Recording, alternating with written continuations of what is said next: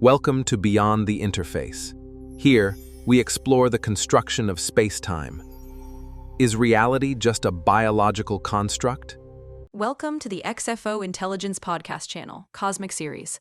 Today, we're embarking on a fascinating journey into the nature of reality. Remember to like, share, and subscribe to the channel.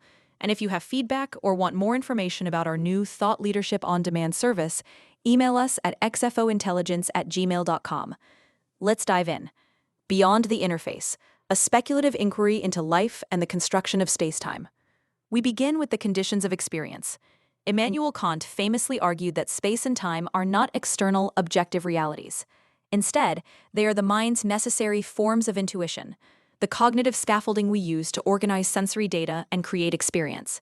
Fast forward a few centuries.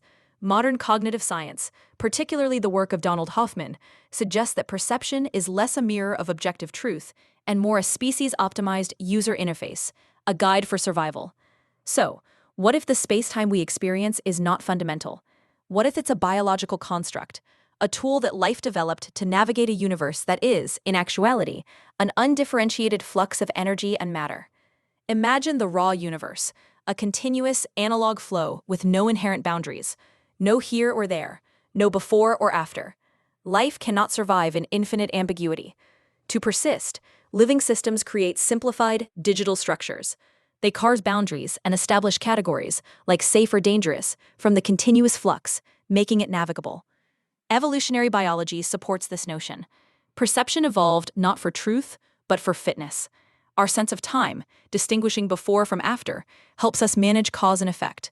This temporal framework is essential for survival. Consider spatial cognition.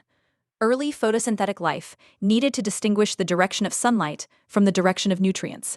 This essential distinction, up versus down, might have been the earliest scaffold for the complex spatial cognition we now take for granted. We don't see reality as it is. We see a compressed, biologically useful model. The implications are profound. Our experienced spacetime could be a fossilized record of what kept our ancestors alive. The solid objects and linear timelines we perceive are the well-worn paths of survival. What didn't aid survival, what was extraneous, got pruned away by evolution, leaving us with a streamlined interface, not a full reality. This concept resonates with ideas from quantum mechanics. Participatory realism, or QBism, suggests that an observer helps manifest reality from probabilities. In other words, reality's definite states emerge through the act of observation, through the user's interface. But let's be intellectually honest. Scientific realists point out that spacetime has remarkable mathematical consistency and existed long before life. Evolution, they argue, discovered efficient ways of representing reality, not of creating it. Conflating our perception with reality is a fallacy. The map, no matter how refined, is not the territory. So where does this leave us? This inquiry is a thought experiment, not a replacement for physics. It challenges naive realism, the assumption that the world is exactly as it appears. By exploring spacetime as a product of evolutionary perception, we reconsider our role. Are we passive observers in a pre-built cosmos, or active participants in articulating reality? We don't have definitive answers.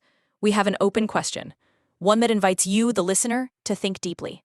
Thanks for joining us on this episode of the Cosmic Series. Make sure to like, share, and subscribe to the XFO Intelligence podcast channel. We'd love your feedback. Or if you'd like more information about Thought Leadership on Demand, email us at xfointelligence@gmail.com. A quick disclaimer. The thoughts expressed here are speculative and intended for philosophical exploration. They do not reflect the definitive views of any scientific field. Stay curious, and thanks for listening.